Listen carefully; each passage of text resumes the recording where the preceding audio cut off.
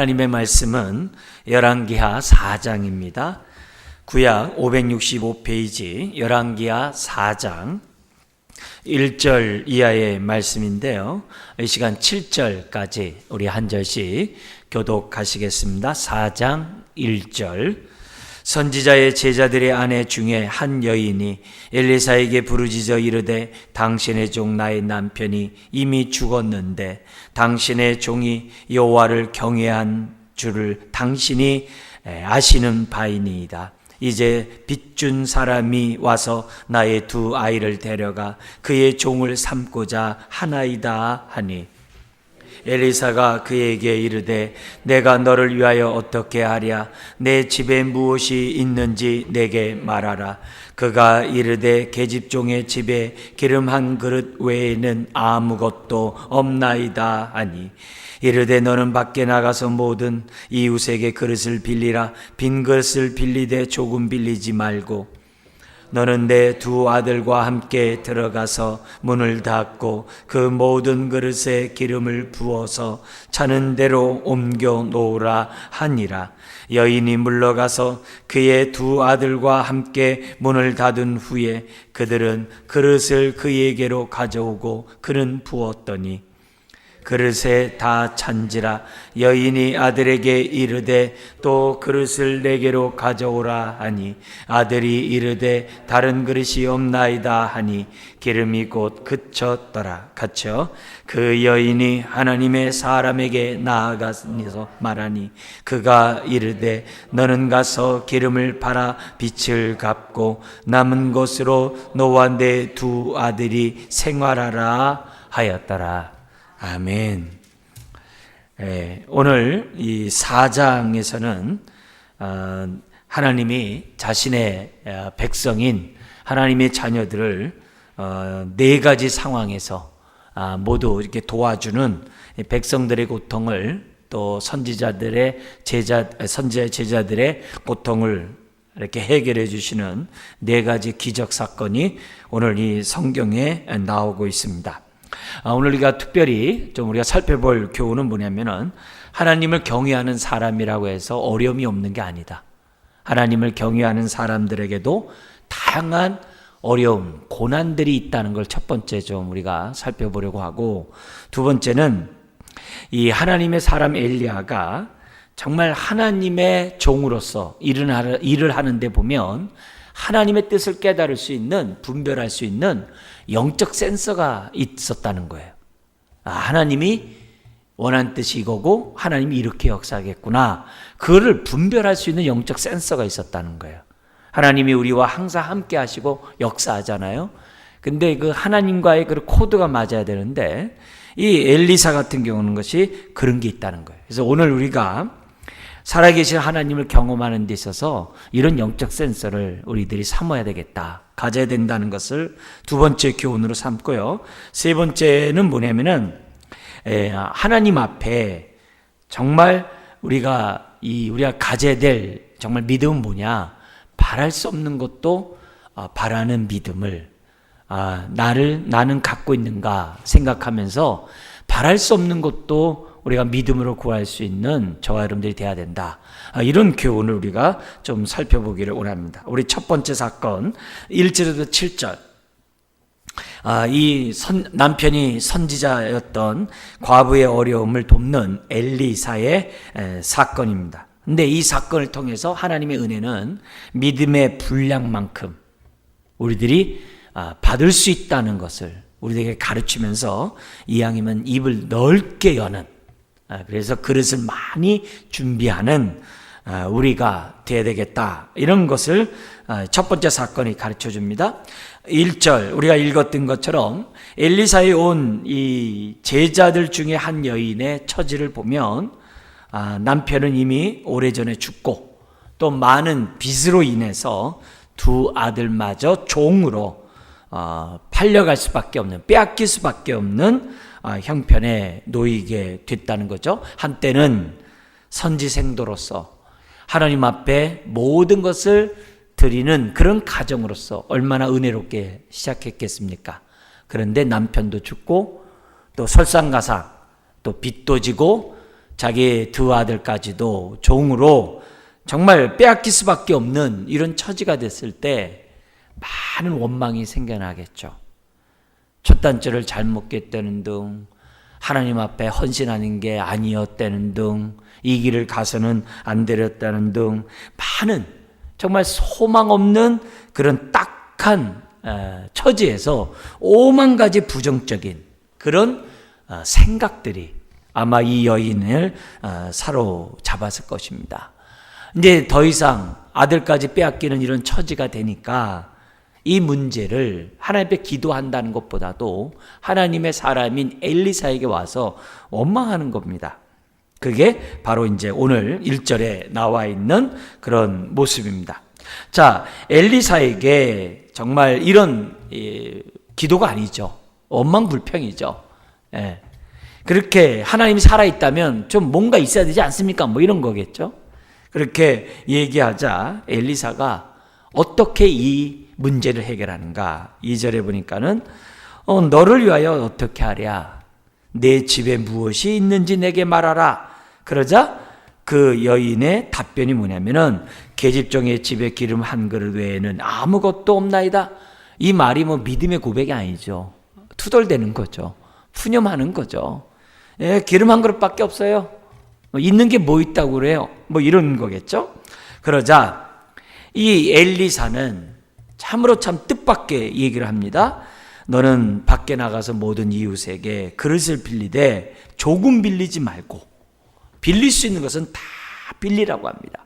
그리고 내 두 아들과 함께 들어가서 기름을 그 그릇에 부으라고 그러지 않고 문을 닫고, 하나님의 그런 구원의 역사가 바깥에서 이렇게 보게 되면은 이게 일파만파 다르게 와전될 수도 있잖아요. 그래서 하나님의 그 은혜가 그 집안 안에서 이루어지도록 문을 닫고 모든 그릇에 기름을 부으라고 말을 합니다. 그러자 참 이 놀랍게도 이 여인, 그래도 우리가 흔히 말하면 사모 아닙니까? 예. 그래도 믿음이 한때 있었던 이 여인이 그 엘리사의 말을 있는 그대로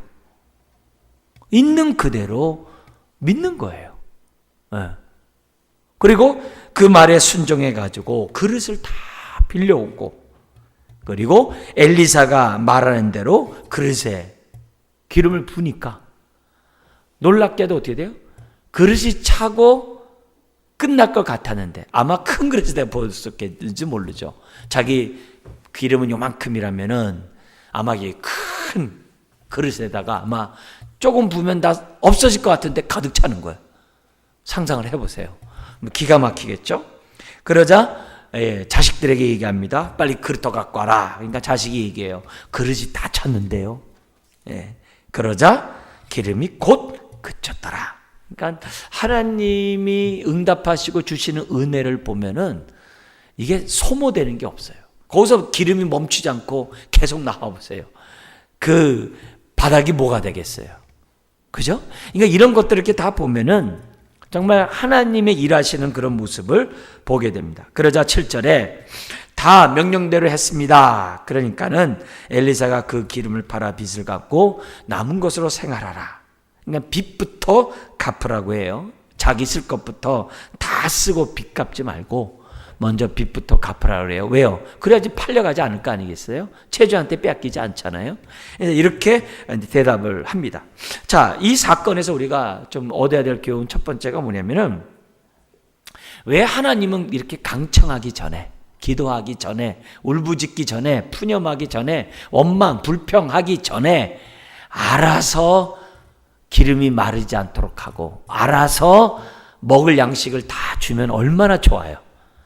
근데 꼭 이렇게 원망, 불평, 막 푸념, 아주 우리 신앙의 밑바닥까지 다 보게 한 다음에 하나님께서 어떻게 돼요? 은혜를 베푸시거든요. 근데 성경의 역사를 보면 이 사건만이 안 그래요. 이미 성경 그 앞에서부터 계속 그랬어요. 마라의 쓴물이 단불로 출애굽한 백성들이 3일째 경험하잖아요. 왜 쓴물 되기 전에 이미 단물로 바꿔놓고 마시면 얼마나 좋아요. 쓴물 줬다고 원망불평하니까 막대기를 집어넣자 네? 그게 단물로 바뀌지 않아요? 참 굳이 그렇게 하지 않고 미리 해놓으면 얼마나 좋아요. 심지어는 어떻게 해야 돼요? 마실 물이 없어가지고 막 옷만 불평하니까는 반석에서 물이 나오게 하세요. 좀 진작 반석에서 물이 추추추 나오게 한다든지, 아니면 물이 많은 곳으로 인도하면 얼마나 좋아요. 그죠? 흔히 말하는 누이 좋고 매부 좋고 얼마나 좋아요. 신앙생활 하는데 좋잖아요. 하나님 찬양만 하고. 그런데 성경에서는 그렇지 않다는 거예요. 크게 왜 하나님께서 그렇지 않는가를 그냥 기본적으로 크게 두 가지 원인을 찾을 수 있어요. 가장 이제 성경에 많이 나온 예인데요. 첫 번째는 뭐냐면 우리의 믿음을 테스트하는 거예요. 예, 테스트하는 부분이 있는 거죠. 정말 내가 너와 함께함을 정말 믿고 있는가? 그런 상황에서도 믿고 있는가?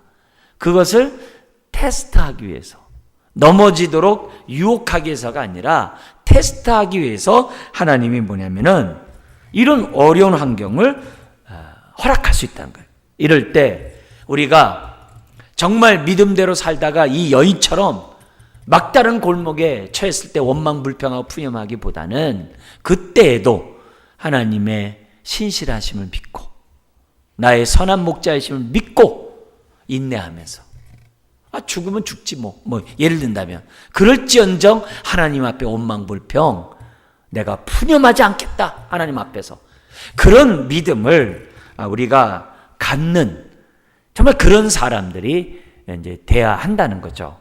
그래서 근데 사람들은 이 하나님의 이런 테스트 앞에 사람들이 좀 우리가 좀 아멘하고 있으면 얼마나 좋겠어요. 그런데 사람들은 이런 테스트 앞에서 오히려 뭐라 그래요? 하나님이 우리와 함께 하는가 안 하는가 하나님을 오히려 백성들이 시험해요. 사람들이 시험을 해요. 그러면서 스스로 어떻게 해야 돼요? 하나님을 원망하는 쪽으로 사람들이 많이 행동하고 있는 것이 구약 성경에서 보여준 이스라엘의 모습이고 오늘 우리들의 모습 속에서 볼 수 있는 모습일 수 있다는 거예요. 두 번째는 왜 미리 도와주지 않고 왜 이렇게 어려운 상황을 겪게 하는가? 두 번째는 뭐냐면은 알라는 거예요. 뭘 아느냐? 지금 이 사회상은 낙원을 잃어버린 신라곤이잖아요. 이 신라곤의 세상에서는 언제나 터진 웅덩이의 삶이라는 것이 삶일 뿐이라는 것을 지금 알라는 거예요. 그래서 이 세상은 정말 하나님의 도움 없이는 살 수 없다는 것을 알라는 거예요. 그런데 이런 세상에서 사람들은 자수성가하려고 그래요. 이런 세상에서 자수성가한 사람의 말에 귀를 쫑긋해요. 이런 세상에서 스스로 살려고 하는 사람들이 너무 많다는 거예요. 그러다가 막다른 골목까지 가가지고야 그때 또 이렇게 두 손 들고 회개하고 포기하는 일들이 하나님 앞에 있어요. 그러지 말라 이게요. 선한 목자이신 하나님께서는 우리의 쓸 것을 주신다는 것을 확신하고 돌보실 것을 믿고 우리는 심은 대로 거둔다는 원칙에 따라 최선을 다하는 거예요. 하나님 사랑, 이웃 사랑하면서 최선을 다하는 거예요. 오늘도 지금까지 산 것이 주의 은혜고 감사하다. 오늘 나에게 그래도 살게 하셨으니 오늘도 내가 최선을 다해요. 하나님 사랑, 이웃 사랑하면서 살겠다. 그러면서 맡은 일에 최선을 다하는 거예요. 그러면 하나님께서 어떻게 돼요? 밑 빠진 독인 이 세상 가운데 우리의 인생을 어떻게 돼요? 차고 넘치는 은혜로 들어오며 나가며 꼴을 먹을 수 있는 축복으로 우리들에게 역사하신다는 것을 우리들에게 가르쳐주고 있어요. 그래서 지금 밑 빠진 독인 이 세상 속에서 인생이란 원래 다 밑 빠진 독이야. 그러면서 첫 번째는 뭐예요? 원망 쪽으로 흘렀고 두 번째는 뭐예요? 하나님 앞에 기대조차 하지 아니하고 기대조차를 안 해요. 이런 데서 하나님 도와주겠어? 하늘은 스스로 돕는 자를 도와 이런 식으로 스스로 살고자 하는 그런 모습을 이렇게 갖거나 최선을 다하는 게 아니라 그냥 대충 사는 거야 하면서 불성실하게 산다고 한다면 그건 하나님이 원하는 모습이 아니죠. 신명기 26장 15절에 있는 것처럼 우리는 최선을 다해 하나님을 사랑하고 이웃을 사랑하는 가운데 하늘의 복을 받을 수 있는 그릇들을 자꾸 넓히는 거예요. 그런 자들에게 하나님이 부어주시는 은혜가 있어요. 때로는 우리가 더 성령 충만하면 바울처럼 얘기를 해요. 하나 더 나가서 나는 부한 데 처할 줄도 알고 가난 데 처할 줄도 안다. 내게 능력 주신 자에서 나 모든 것을 할 수 있다. 나는 자족하는 일체의 비결을 배웠다. 이건 이제 성령 충만한 바울이 우리들에게 가르쳐준 마지막 단계죠. 우리가 그 마지막 단계로 우리가 가야죠. 그런 모습을 오늘 이 본문을 통해서 우리들이 좀 아주 확실해서 내가 어렵다고 원망하거나 어렵다고 하나님 애당초 안 도와줘 라고 하거나 어렵다고 우리가 최선을 다해 살지 않고 대충 살거나 불성실하게 살아간다고 한다면 나를 통해서 주의 뜻이 일어나지 않죠. 두 번째 교훈은 오늘 우리들이 아까 첫 번째 연관에서 우리 하나님을 잘 경외하는 사람들도 오늘 이 엘리사를 따라가는 이 제자들처럼 정말 가난할 수 있다는 거예요. 못 살 수 있다는 거예요. 그것을 우리가 알아야만 한다는 거죠. 내가 엘리사의 제자가 됐기 때문에 앞으로 저 능력 많은 엘리사와 함께만 하면은 나는 굶어 죽지 않을 수 있어. 나는 편안히 살아갈 수 있어. 그렇게 생각하지 말라는 거예요. 하나님을 경외하는 사람들도 처자식을 다 잃어버릴 수도 있고 남편을 먼저 보낼 수도 있어요. 얼마든지 그럴 수가 있어요. 그런데 더구나 이 제자는 누구의 제자예요? 엘리사의 제자잖아요. 그 능력 많은 엘리사의 제자잖아요. 그럼 왜 가난할 수 있어요? 엘리사는 자신의 능력을 자신의 유익을 위해 쓰지 않기 때문에 그래요. 예수님도 돌 가지고 떡을 만들어 버릴 능력이 있어도 배고파도 돌 가지고 떡 만들어 먹지 않았어요. 간식 만들어 먹지 않았어요. 그냥 배고프셨어요. 왜요? 하나님의 사람은 자신의 유익을 위해 하나님의 능력을 쓰는 법이 없어요. 우리 세상에서도 횡령, 배임 뭐 이런 게 있잖아요.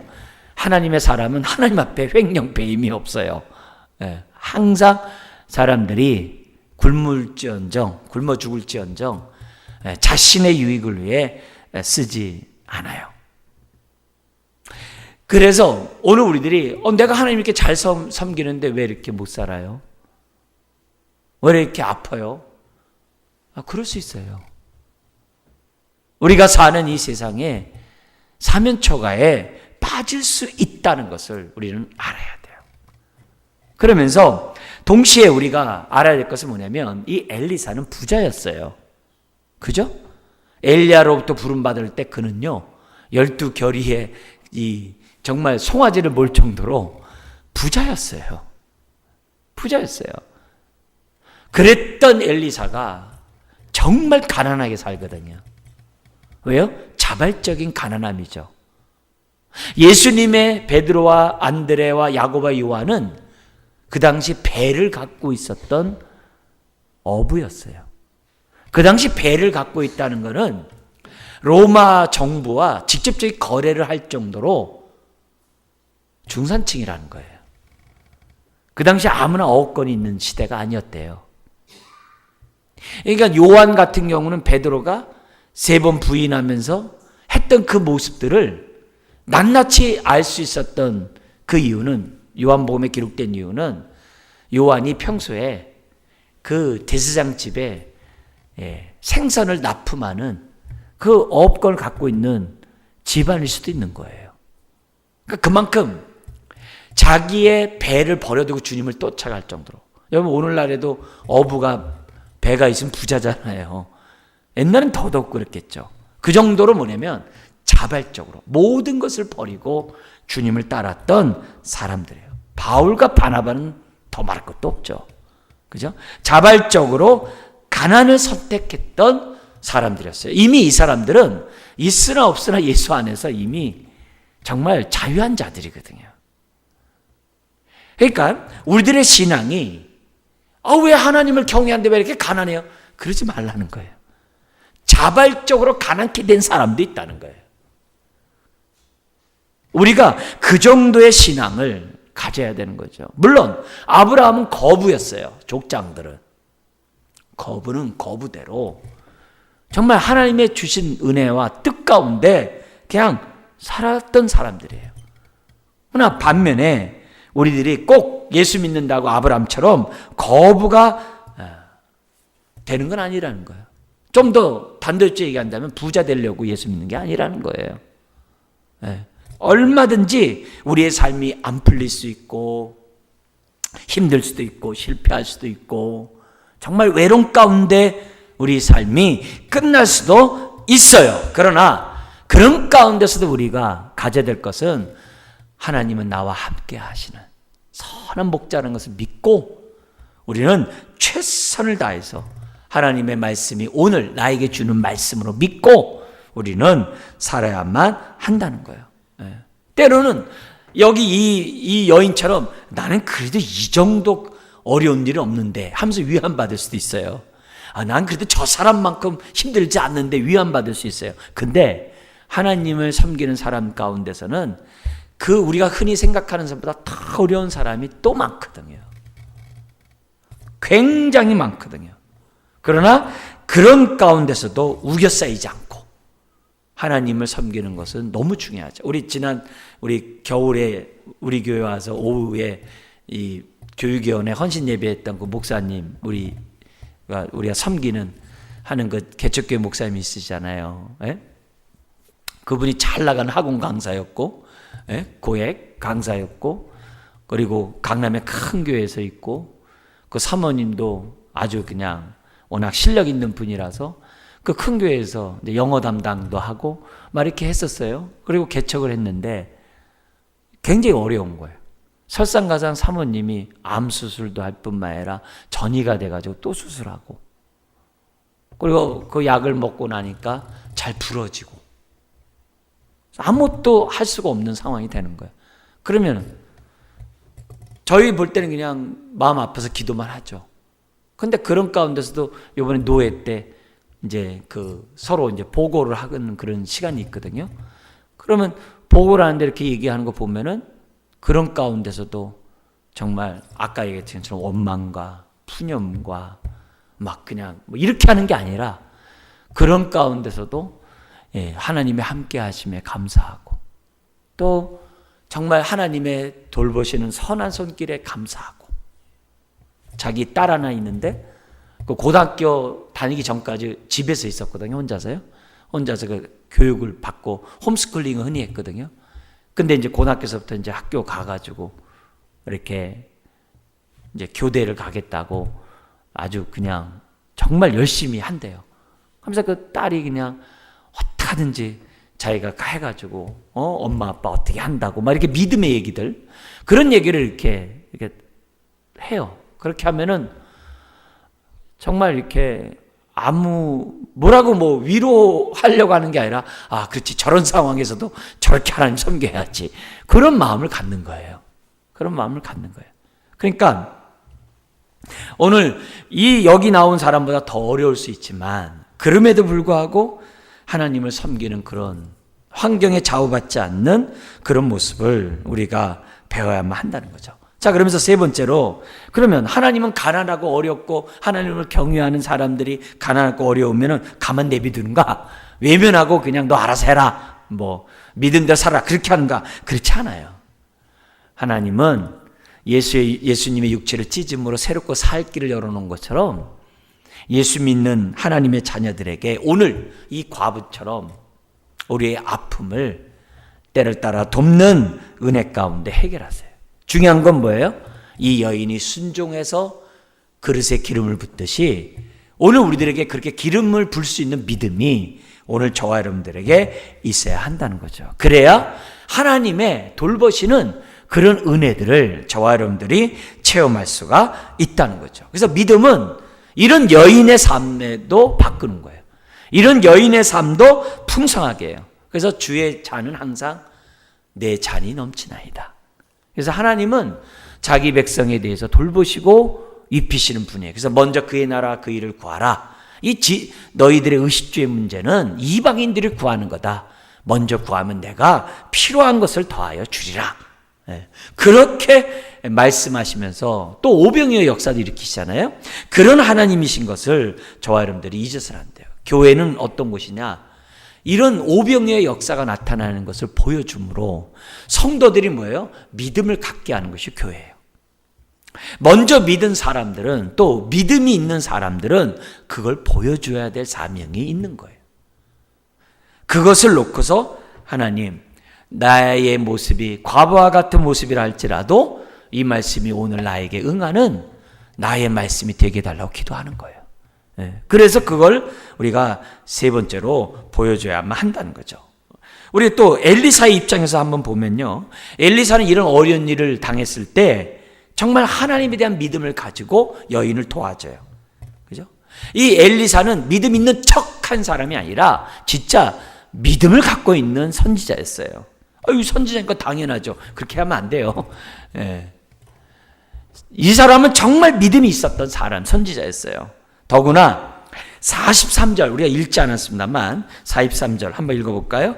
그 사환이 이르되 내가 어찌 이것을 100명에게 주겠나이까 하나 엘리사는 또 이르되 무리에게 주어 먹게 하라. 여호와의 말씀이 그들이 먹고 남으리라 하셨느니라. 이거 네 번째 이 기적을 나타냈을 때 게하시와의 대화거든요. 여기서 뭐냐면 조금밖에 없는 양식을 가지고 100명 먹으니까 말도 안 됩니다. 그러자 여호와께서 먹고 남으리라 하셨다, 이렇게 얘기한 거예요. 이 말이 무슨 말이냐면은 이 열왕기하 4장에 나오는 4개의 사건은 다 뭐예요? 엘리사가 독단적으로 한 것이 아니라 하나님의 뜻에 따라서 이런 이적을 나타냈다는 것을 우리에게 보여주는 거예요. 중요한 건 뭐냐면은 그렇게 하게 하시는 그릇을 빌려다가 기름을 붓게 하라고 한 것이 하나님의 지혜였다는 거예요.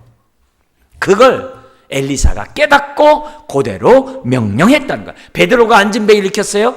베드로가 능력이 있어서가 아니라 성령님이 그렇게 함으로 5,000명이 들어오고자 계획하신 거예요. 그걸 베드로가 뭐예요? 알고 앉은 배기를 일으켰다는 거예요. 요거 우리가 정말 하나님 앞에 기도해야 될 기도 제목이죠. 그리고 엘리사가 기름병을 가지고 부을 뿐만 아니라 빌려와서 채우라는 것뿐만 아니라 문을 닫고 너희 가족들, 엘리사가 부어준 게 아니에요. 물이 변해 포도주가 된 것처럼 그 섬기는 사람이 직접 물을 불 때 포도주가 되는 거거든요. 이 여인이 직접 문을 닫고 그 자식들과 함께 정말 기름을 붓도록 하신 거거든요. 이 모든 게 다 뭐예요? 성령의 감화 감동이에요. 이런 은혜를, 이런 센스, 영적인 분별력과 센스를 우리가 어떻게 해야 돼요? 구해야 돼요. 그래서 우리가 하나님이 역사할 때 바로 그때 믿음으로 우리가 말해줄 수 있는 그런 은혜. 그러니까 이런 걸 위해서 우리가 어떻게 돼요? 우리가 평소에 말씀을 가지고 분별을 해야 돼요. 성령님의 음성을 듣고자 계속 기도해야 돼요. 계속 기도해야 돼요. 그리고 성령님이 감동할 때마다 순종하는 훈련을 자꾸 해야 돼요. 비성적이라도 자꾸 감동이 있을 때 자꾸 순종하는 그런 모습을 해야 돼요. 그래서 오늘날의 우리들은요, 베데스다 연못이 물이 동할 때만 뛰어들면 안 돼요. 성령님이 우리와 함께 하셔서 계속 우리와 역사하고 계시잖아요. 그건 1년에 한 번 물이 동했다가는 끝나는 문제거든요. 그게 아니라 정말 성령님 우리 안에서 정말 그렇게 원하시는 그때마다 우리들이 정말 이렇게 믿음으로 보여줄 수 있는 사람이 되도록 평소에 하나님의 선하시고 분별하신 정말 말씀을 분별하는, 그리고 순종하는 그런 훈련들을 끊임없이 할 때 엘리사와 같이 아주 명쾌하게 명령을 할 수가 있다는 거죠. 자, 그러면서 네 번째 우리가 봐야 될 것이 뭐냐면은 하나님은 작은 기름 한 병 가지고도 역사하시는 전능하신 하나님이라는 거예요. 그래서 우리가 이런 하나님의 역사를 이루려고 한다면은, 그러니까 두 가지가 있어야 되는 거예요. 하나는 이런 믿음과 또 하나는 뭐예요? 작은 기름 한 병이라도 있어야 돼요. 하나님 앞에. 예? 작은 기름 한 병이라도 우리들에게 있어야 한다는 것을 우리가 이 본문을 통해서 좀 깨달았으면 좋겠어요. 그러니까 작은 믿음과 작은 병과 믿음은 뗄라 뗄 수 없는 그런 모습인데요. 그래서 이걸 우리들이 알면 이런 뜻이에요. 내가 아무리 지극히 미약하고 연약하고 부족하고 보잘것이 없어도 하나님 손에 붙잡히면 하나님은 쓰시는 거예요. 그 얘기를 지금 오늘 본문은 우리들에게 가르쳐줘요. 작다고 에게 그러지 말라 이게요. 한 달란트 받았다고 왜 나를 뭘로 알고 한 달란트밖에 안 줘? 그러지 말라 이게요. 한 달란트 가지고도 10달란트 만들 수 있는 분이 하나님이시라는 거예요. 그런 하나님을 오늘 우리들이 이 본문을 통해서 우리가 깨달았으면 좋겠어요. 그래서 세상 수준에 따라서 나는 이게 있네, 이게 없네, 나는 이게 부족하네, 나는 왜 저러냐, 그러지 말라 이게요. 오병이어를 가지고 큰 역사를 일으키셨던 하나님은 오늘 작은 기름 한 병 가지고도 어떻게 돼요? 그 집안을 살리는 기름이 되게 했다는 거예요. 그래서 다른 사람 비교하지 말라 이게. 그냥 하나님 이 몸 이대로 사용해 주세요. 내가 갖고 있는 거 이것뿐이니 이것으로 사용해 주세요. 나는 이럴 능력밖에 없으니 이것대로 사용해 주세요. 그렇게 하라 이게요. 그게 오늘 이 모습에서 우리들에게 가르쳐주는 그런 메시지예요. 네? 이 여인은 엘리사가 없이도 스스로 기름을 갖다 붓는 그런 사람이에요. 믿음이 없이는 안 돼요. 근데 하나님께서는 그 여인에게도 엘리사의 말에 믿음의 반응을 하도록 이 여인의 마음을 붙잡아 준 거거든요. 네? 그러니까 이 여인이 엘리사의 말에 반응을 하는 거죠. 마치 가나 혼인잔치에 그 종이 예수님이 물을 부으려고 했지 거기다가 포도주를 붓지 않은 건 다 알잖아요. 근데 그 물을 준 거 갖다 가서 따라주라 할 때 이 사람이 이 물을 가지고 뭘 따라줘요? 이러면 아무것도 못하는 거 아니에요.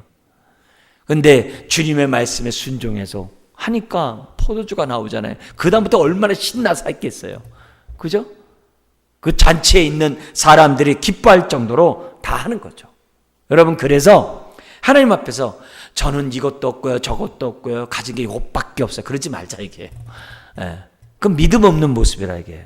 여기 믿음 없는 모습이라는 얘기는 하나님이 나와 함께 한다는 믿음이 없는 모습이에요. 하나님은 나와 함께 하시기 때문에 무에서도 유를 창조하신 하나님을 우리 믿잖아요. 그죠? 죽은 자를 살린 걸 믿잖아요. 그런 하나님, 말씀으로 허물과 죄로 죽었던 우리까지도 살리셨는데 하나님이 내가 갖고 있는 이 작은 기름병 하나 가지고 못할 게 뭐냐 이게요. 그렇게 생각하라는 거예요. 그래서 요것밖에 없네요 그러지 말고 이것이라도 하나님이 쓰실 줄 믿습니다 이렇게 하는 거예요. 우리 교회 모습에서 우리 교회는 뭐 부족한 게 맞고 없는 거 그러지 말라 이게요.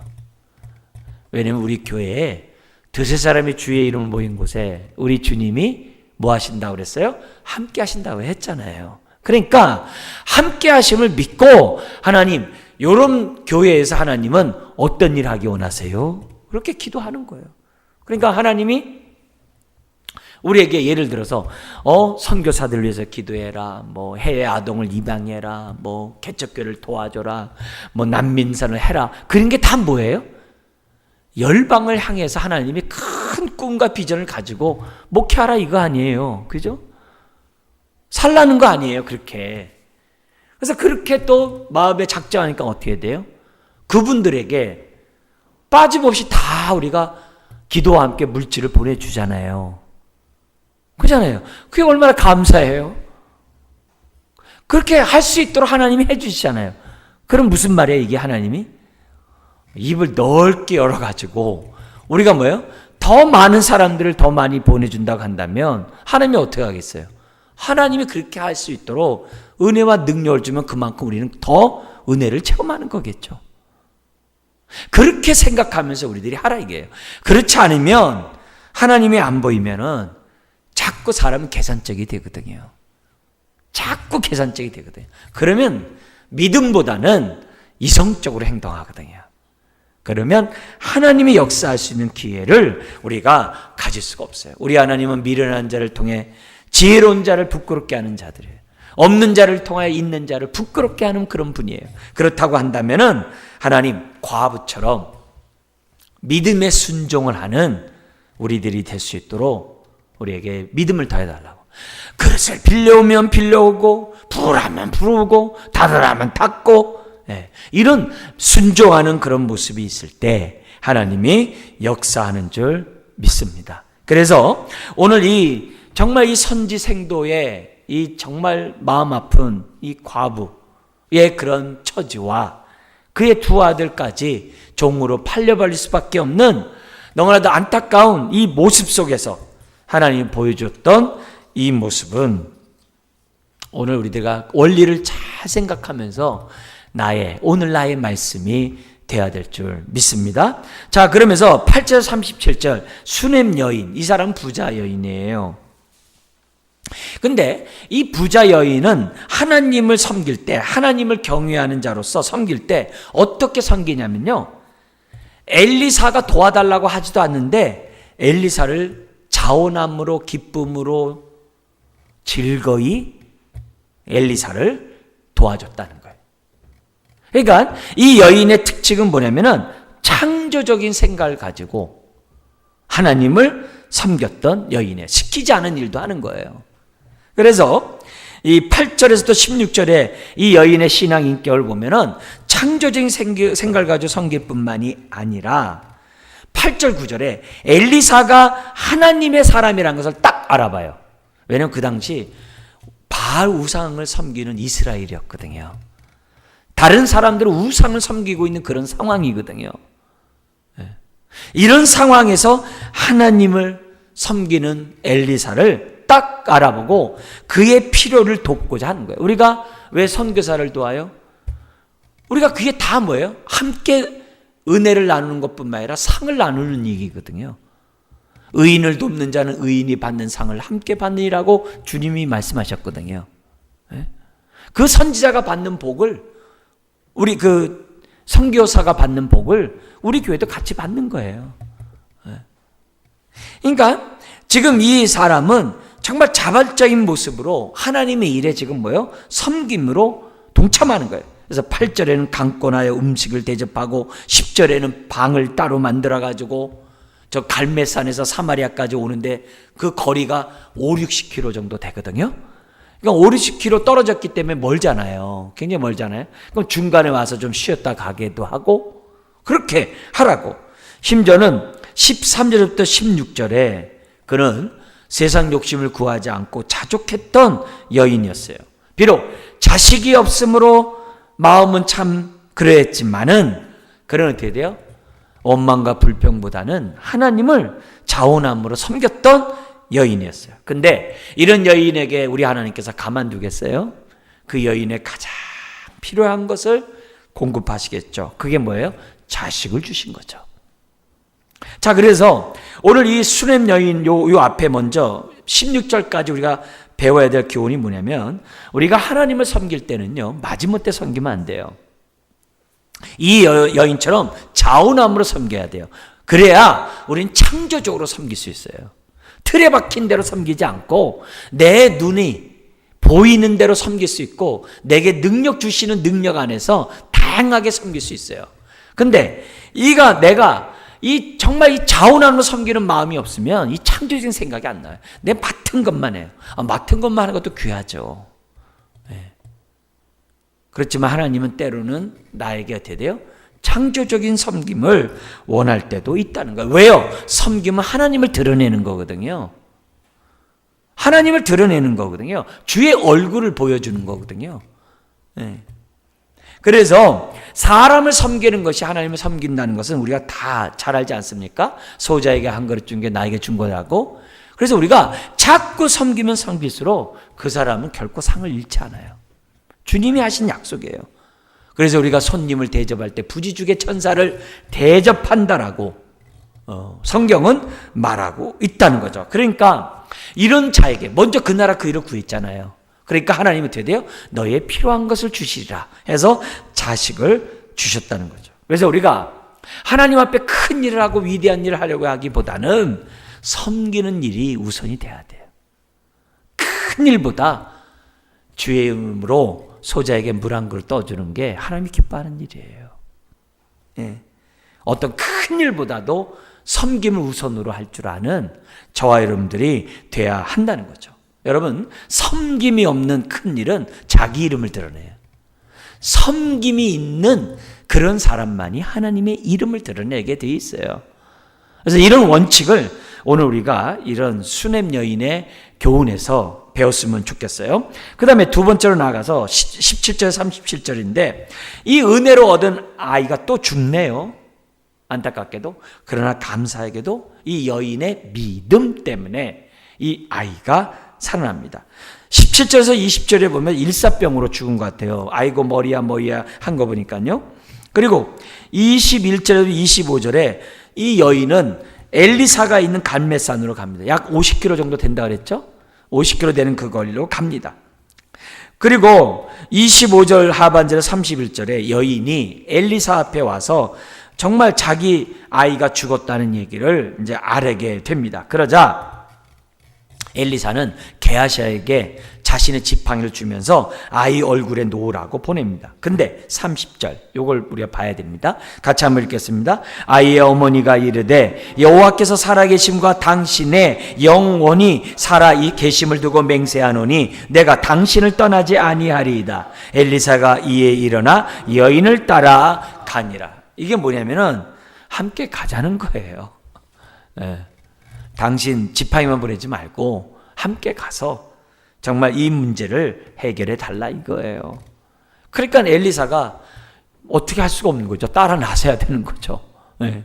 그래서 32절 37절에 이 아이가 다시 살아납니다. 살리는 방법도 역시 문을 닫아요. 이 문 닫는 게 뭐가 있나 보죠. 그죠? 문 닫아요. 그래서 닫아가지고서 우리 예수님도 이 달리다고 말 때도 문 닫고 하잖아요. 그죠? 하나님의 역사가 이렇게 하여튼 뭐가 이 방해받는 그런 요소들은 있어서는 안 되는 그런 모습인 것 같아요. 아이에 올라가서 그 아이에게 어떻게 돼요? 계속 정말 한 번도 하는 것도 아니고 그 한 다음에 어떻게 돼요? 나중에 다시 올라가니까는 7번 재채기라고 눈을 뜨게 됩니다.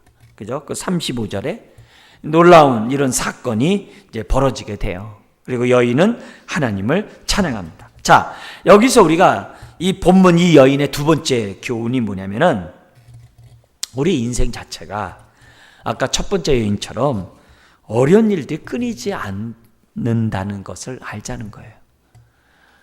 한 번 어려운 일 겪었으니까 없겠다. 그렇지 않아요. 설상가상이 많아요. 우리들의 삶 속에서는 이상하게 힘들 때 더 어려워.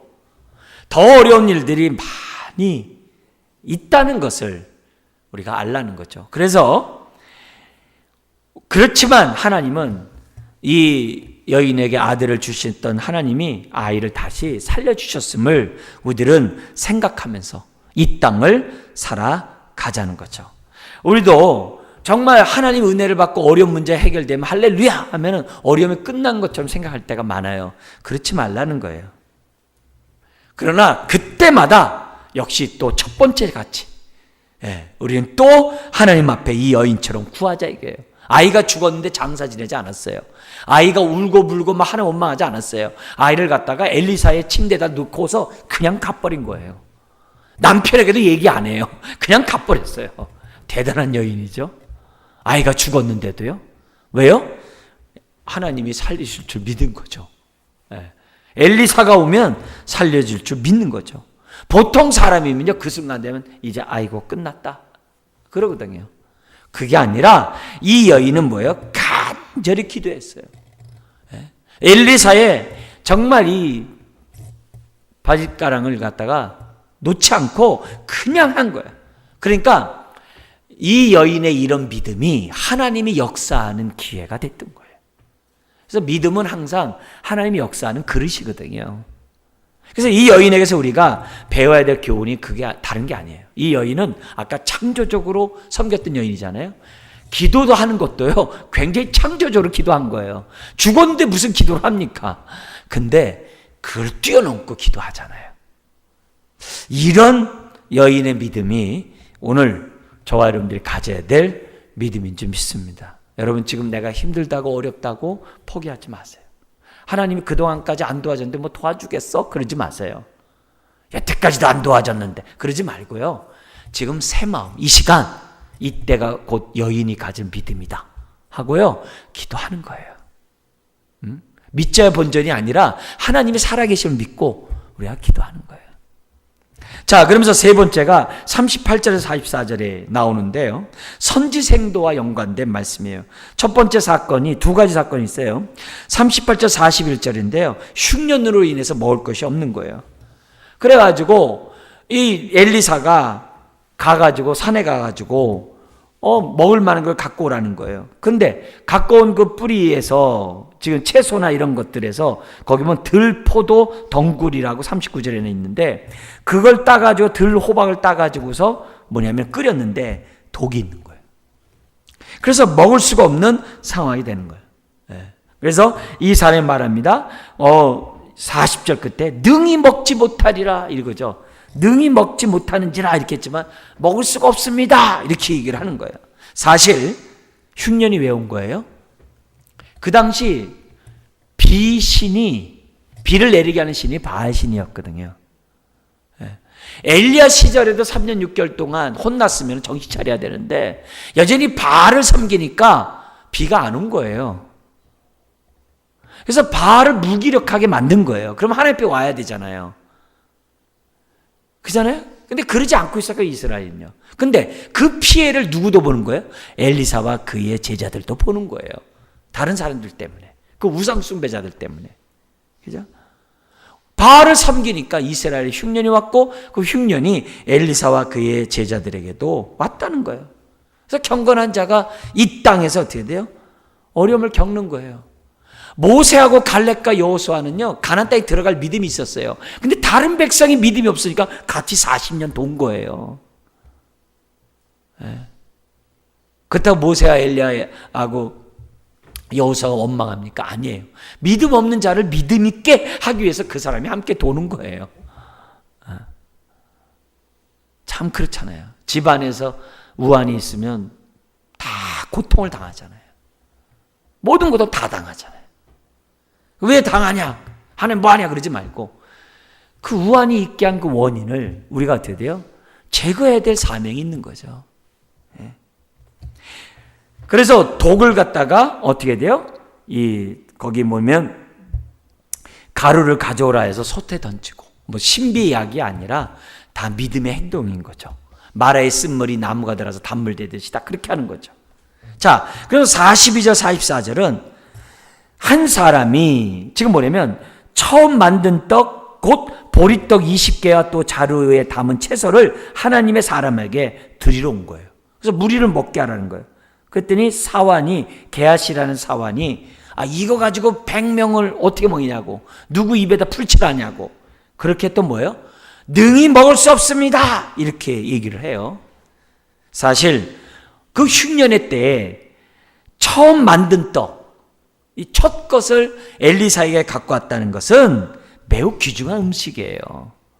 그리고 이 사람 또한 신앙이 굉장히 믿음이 좋은 거예요. 왜요? 어려우면 사람은 움츠리게 돼 있어요. 남에게 안 베풀어요. 흉년을 대비하기 위해서 자기가 갖고 있어요. 근데 이 사람은 첫 것을 하나님의 사람에게 바쳤잖아요.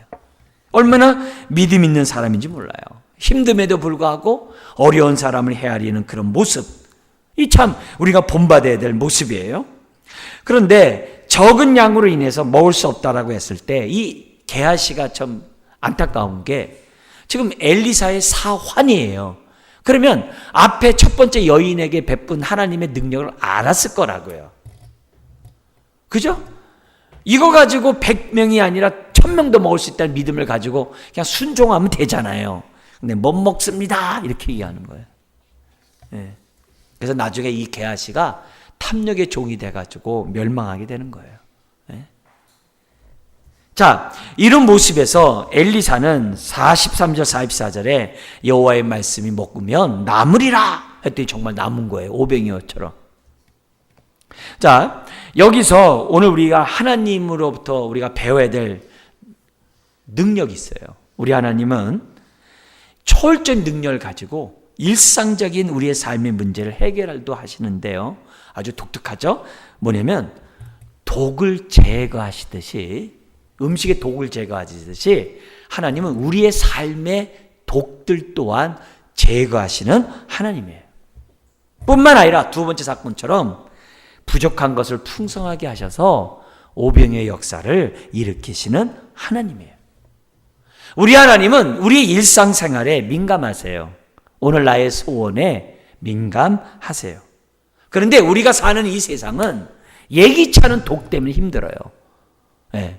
인간적으로 얘기한다고 한다면은 우리가 많은 독이 뭐가 있어요? 우리가 살아가는 데 있어서 많은 상처의 독도 있을 수 있고, 낙심과 상심의 독도 있을 수 있겠고, 사람과의 불신의 독도 있을 수도 있겠고, 심지어는 다툼의 독들도 있을 수 있어요. 우리가 살아가다 보면은 이런 사회적으로도 경쟁하는 데 있어서 불합리한 독들도 있을 수 있어요. 네. 공평하지 않은 독들이 있을 수 있어요. 불의한 독들도 있을 수 있어요. 많은 독들이 있는데 우리가 하나님 앞에 나가면 그 독을 하나님이 해결하신다는 거예요. 그래서 독이 있다고 버리지 말고 독만 제거하실 수 있는 하나님 앞에 우리가 맡기면서 내 삶을 드리는 게 중요해요. 그래서 내가 보더라도 쓴뿌리가 있어요. 에이, 이거 쓸모없어. 나는 안 돼. 그러지 말고 하나님이 쓴뿌리를 제거해 주셔서 하나님이 쓰시기에 온전한 인생 되게 해주세요. 이렇게 기도하고, 상대방을 딱 봤는데 아유, 저 사람 필요 없어. 저 사람 틀렸어. 저 사람 상종도 하지 마. 에이, 그러지 말고 하나님, 저 사람의 그걸 좀 제거시켜 주세요. 그리고 저 사람도 나처럼 쓰임받게 해주세요. 그렇게 저와 여러분들이 교회를 세워가야 하는 거예요.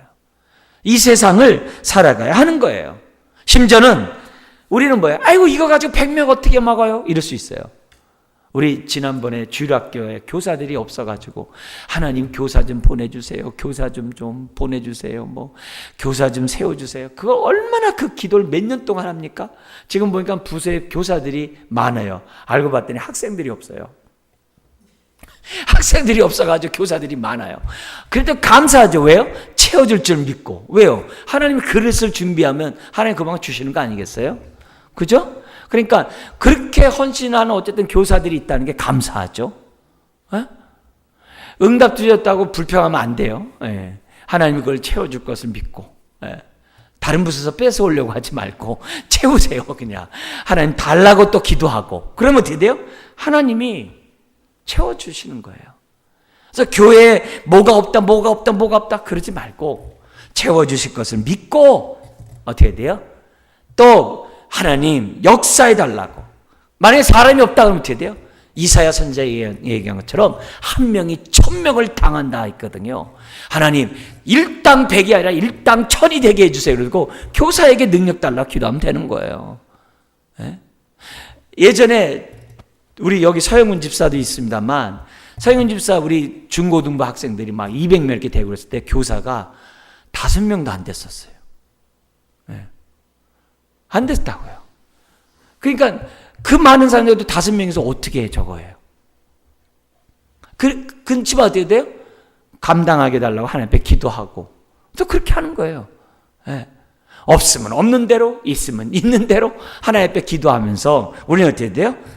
채워주시는 하나님 앞에 우리의 삶을 드리자 이게요. 왜요? 하나님은 항상 좋은 것 주시거든요. 약한 데서도 강한 것 주시고, 그래서 고난도 은혜다 성경은 말씀하고 있어요. 세상에서는 아유 아무것도 아니, 그게 아니에요. 하나님 앞에 우리가 정말 내 삶을 얼마든지 쓰임받을 수 있다는 것을 우리가 믿자 이게. 자, 말씀 마무리하도록 하겠습니다. 믿음은 바랄 수 없는 것들을 어떻게 돼요? 바랄 수 없는 중에서도 바라는 게 믿음이에요. 첫 번째 여인은 믿음이 있어서 엘리사에게 온 게 아니었어요.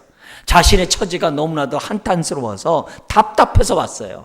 그러나 하나님은 이 여인에게 믿음을 더하여 주셔서 정말 기름을 그릇에 붓게 하는 그런 믿음을 주셨던 거예요. 이 여인은 정말 자신이 갖고 있었던 믿음으로서는 감당할 수 없었는데 하나님은 어떻게 돼요? 그의 믿음을 지평을 열어주셔서 그릇에도 기름을 붓는 믿음을 갖게 하는 여인이 되게 하셨어요. 오늘 이 밤에 기도함으로 주여 나도 이런 믿음 허락하여 주옵소서. 믿음의 지평을 10개 열어 주옵소서. 그래서 바랄 수 없는 영역도 내가 바랄 수 있는 믿음을 달라고. 심지어는 이 둘째 여인은 죽은 아들까지도 구했어요. 여러분 이럴 바랄 수 없는 이런 믿음을 가져야 되는 거죠. 그리고 셋째 넷째 선지 생도들이 기껏 하는 게 엘리사의 말에 부정적으로 반응을 해요. 능히 먹을 수 없습니다. 독이 있습니다. 이거 가지고 뭐 합니까? 그러나 우리 하나님은 그런 가운데서도 큰 은혜를 베푸시는 하나님이세요. 오늘 우리 주제처럼 하나님은 미리 다 해놓고 주시지 않고 아무것도 없게 한 다음에 오늘 우리들의 믿음을 테스트하십니다. 통과하시기를 주의 이름으로 축원합니다. 기도하겠습니다.